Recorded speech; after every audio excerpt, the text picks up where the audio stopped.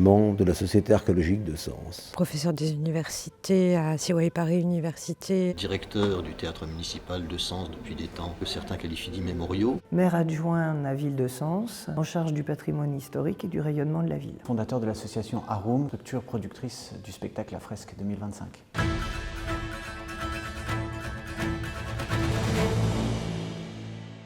Ce qui singularise la fresque dans un ensemble de productions contemporaines, c'est cueillir des résonances, mais de manière nourrie d'un savoir historique indéniable. Ce n'est pas un passé fantasmé. Il a été nécessaire de construire un véritable savoir. La fresque invente la suite par la mise en corps que permet le théâtre, que permet la danse, que permet la voix vive. On ouvre le temps en quelque sorte. C'était un véritable cadeau puisque ça entrait complètement dans mes axes de recherche.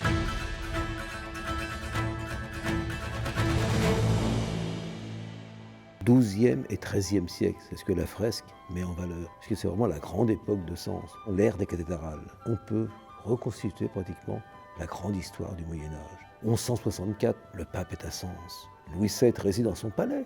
Sur les bords de l'Eure, il existe toujours. C'est pas de justice Louis IX. Où se marie Louis IX? À Sens. C'est pratiquement le cœur de la chrétienté.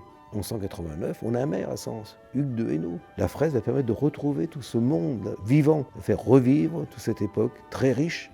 Mais c'est vrai que la cathédrale, c'est le lieu de rassemblement. Dans la pierre, on retrouve l'histoire.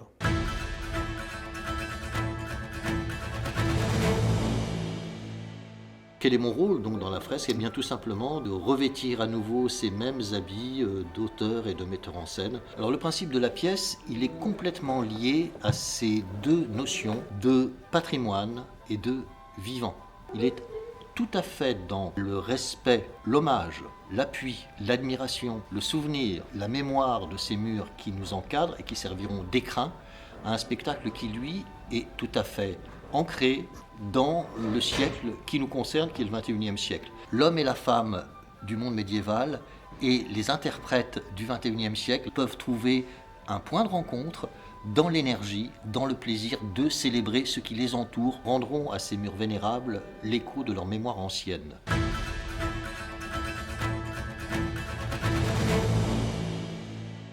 L'idée de la fresque, c'est de permettre à des gens d'horizons très différents de se rencontrer et de travailler autour d'un projet commun, où on pourrait donc dire fédérateur.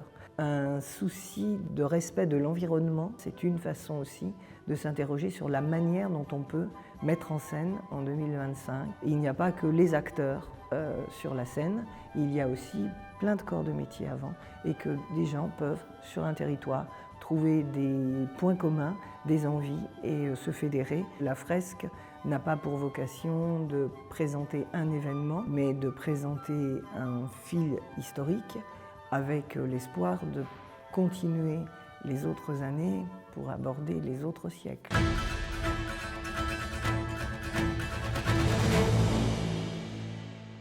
Il y a 6 mois, le projet n'existait pas. Il a fallu faire 13 auditions et rencontres, impliquer à la fois les personnes âgées, les travailleurs handicapés, les AT. Nous avons créé un concours de blasons qui implique plus de 1900 élèves. Tous ces blasons pavoiseront la ville de Sens. Nous avons aussi créé 21 ateliers gratuits dans le domaine de la couture, des teintures naturelles, de la menuiserie, de chant, des ateliers de chorégraphie, des ateliers de théâtre. C'est presque 2200 personnes qui vont participer au projet. 2 envies, 2 souhaits, mettre en valeur la richesse énorme du patrimoine sénonais et d'impliquer plusieurs entités du territoire, plusieurs talents, de créer des liens entre les professionnels et les amateurs, entre les générations, entre les sphères privées et les sphères publiques. C'est un projet de territoire avec les gens et pour les gens.